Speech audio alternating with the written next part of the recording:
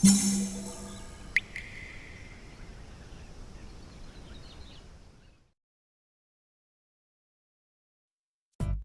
うも、底辺アクアリスト黄昏です。皆さん、以前アピストグラマー2種類の孵化から2ヶ月間の成長過程をお届けした動画を出したんですが、見ていただけたでしょうか。まだ見ていない方は概要欄に再生リストを貼っておきますので、ぜひそちらも見てやってください。ほぼほぼ同時期に生まれたアピストグラマ2種類の成長過程を追っていき、成長度合いに違いがあるかを見ていったんですが、そこまで目立った違いはありませんでした。片や人工飼育、片や親と同じ水槽での飼育ということで、結構違いが出るんじゃないかと期待していましたが、同じ餌を同じくらいの頻度で与えていたら、そこまで影響はなかったですね。やはり親と一緒にいるかどうかよりも餌の量や質が成長の鍵を握るようです。生存率に関してもそこまで変わりはないので、単独飼育であればあまり気にする必要はなさそう。もし複数の生態を飼育している場合は、隔離した方が確実に育てられる気がします。そんな感じで2ヶ月間の比較が終わり、ようやく稚魚から若魚と言えるくらいに成長したので、今回は自分の動画では結構話題になったあの水槽にアピストを移していこうと思います。それでは早速やっていくんですが、今回移動させるのはブルーフレームのみです。マクマステリーの方はそこまで数が多くなく、いても十数匹程度なので、現在の水槽に入れての管理で問題ありません。ブルーフレームの方は100近いと思われる稚魚がおり、そこから何割かは成長過程で落ちてしまいましたが、それでもサテライトの中でずっと育成するには厳しい大きさと数です。このままだと成長速度にも影響がありそうなので、もっと広いところに引っ越します。ちなみによく言われる水槽が狭いと生態もそれに応じて成長が遅くなったり、マックスサイズが小さくなったりするってのは本当なんですかね。一応それを信じての移動なんですが、調べたことはないのでわかりません。というわけで、新たなアピストの住処になる水槽を紹介していきます。それがこちら、AI 水槽です。以前動画で紹介したあの水槽ですね。気になる方はそちらの動画もチェックしてみてください。正直 AI と呼べるかどうかはわからないんですが、販売側がそう言ってるので、こちらでも AI 水槽と言わせてもらいます。このコンパクトな見た目の中に RGB ライトと水中ポンプ、水耕栽培ゾーンや上部フィルター、果ては自動給餌器と必要な機能をすべて詰め込んだような水槽です。水中ポンプを回すだけでエアレーションもできるので、生態を育成するにはもってこいの水槽だと感じています。これが USB ポート一つだけで完結し、タイマーや流量調整もできるんだから驚き。ライトのオンオフ、給餌の時間など何も手を加えずに簡単管理ができます。この水槽をアピストの移住先に選んだ理由としては、照明のタイマー管理ができたり、大きさがアピスト稚魚にはちょうどよく感じたからです。何より、この水槽のポテンシャルを見たいというのもありました。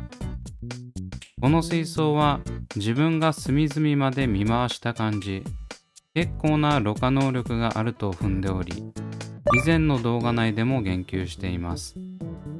上部フィルターを兼ね備えて水耕栽培までできるんだから、この水槽に入れられるくらいの生態なら難なく受け入れられると思ってます。というわけで、今後この水槽を活用することも兼ねて試運転していきます。それでは早速準備していくんですが、まずは使い古しのサブストラットを入れていきます。実はこの水槽、アピストを入れる1ヶ月以上前から空回ししており、水はできてると思うんですが、一気に大量の稚魚を入れるので、保険としてバクテリアが住み着いている露材を使います。最初は水耕栽培ゾーンに入れます。ここにはポンプで汲み上げた水が流れてくるので、ここに入れておくだけでろ過ができると考えました。ただ、この入れ方には致命的な欠陥があったため、今後改善します。本当は植物を入れたかったんですが、置いてる場所が水草ファームであるスチールラックの一番下で、光が当たらないことから断念。続いて、1ヶ月間回していた上部フィルターの中身を紹介していきます。ピントが迷ってて申し訳ないんですが、左から右に水が流れており、その水が入ってくる最初の部分に付属のスポンジフィルターをセットしています。残りはスパイラル露材であるキャビティを所狭しと敷き詰めてます。見ての通り、そこまで容量はありません。交互に入れることでギリギリ2列入れられるかなといった感じ。それ以外は特に露材は入れてません。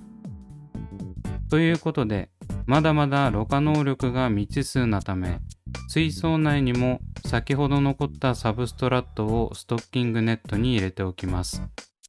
正直どこまで効果があるかはわかりませんけど、最初は2つ入れていたんですが、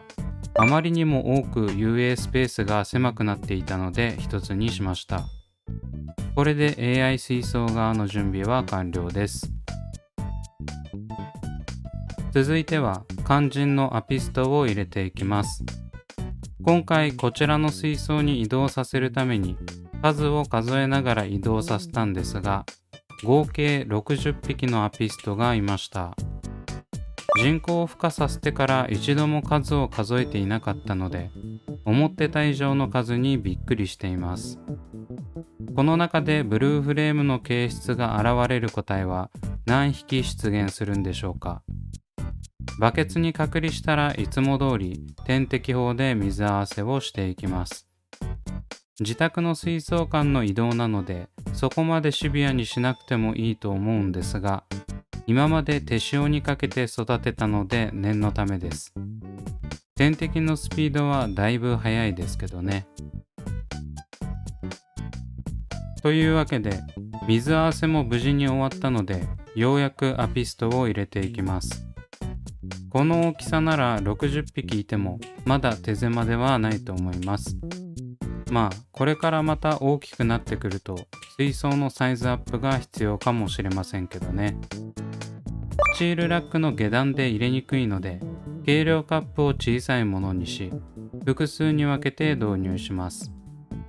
1陣目はスッと入っていきましたが、途端に隠れてしまいましたね。やはりまだ環境に慣れていないからでしょう。とりあえず大丈夫そうですね。というわけで、導入直後の映像がこちら。入れていたサブストの隙間に入って警戒しているのがすごく可愛いですね。どうしても撮影の際は近くに寄らないといけないため、警戒心が強い生態は撮影するのが難しいです。このアピストたちも今は慣れていないため隠れていますが、時間が経てば徐々に顔を見せてくれるようになると思います。そんな感じで無事に移動できたのはいいんですが、この水槽、生態を入れるにしてはだいぶ水流が強いです。一応以前の AI 水槽解説動画でも水流の検証はやったんですが、想定以上でした。まだ体格がしっかりしていないアピストの子供たちは、突出口付近だとすぐに流されてしまいます。見た感じ、警戒しているのもありますが、水流を避けるためにサブストの下にいる可能性も考えられます。この水中ポンプの流量はアプリで0から 100% まで設定可能なので、ギリギリ 5% くらいの流量で運用すればなんとか耐えられるかもしれませんが、それでも結構な水流になるので何か対策が必要です。続いて AI 水槽導入後3日目の状態がこちら。いつも通りブラインシュリンプを与えているんですが、ブラインが吸われるため一応ポンプを止めた状態で給餌してます。見てもらったらわかる通り結構な大きさになってますね。色合いも背びれがかっこいい水色になっててすごくワクワクします。この水槽に入れて数日で大きくなったようにも見受けられるので、もしかしたら水槽サイズアップによる生態の大きさ変動はあながち間違ってないのかもしれませんね。あくまで憶測ですけど。とりあえずサテライトに入れている頃より色が上がってきて、将来有望そうな個体が見つけられるのはでかいです。こうやって大きくなる楽しみと、ブルーフレームっぽい色合いの個体が出てくる楽しみの2つがあるから給餌の時も楽しいですね。これからどんどん大きくなって立派なアピストに成長してほしいです。というわけで生後2ヶ月のアピストたちが AI 水槽ですくすくと育っているので、成長記録もまた動画にしたいと思います。このアピストたちの動向が気になる方はぜひチャンネル登録してお待ちください。というわけで今回はここまで。Twitter と Instagram もやっておりますので、そちらも見ていただけると嬉しいです。それではご視聴ありがとうございました。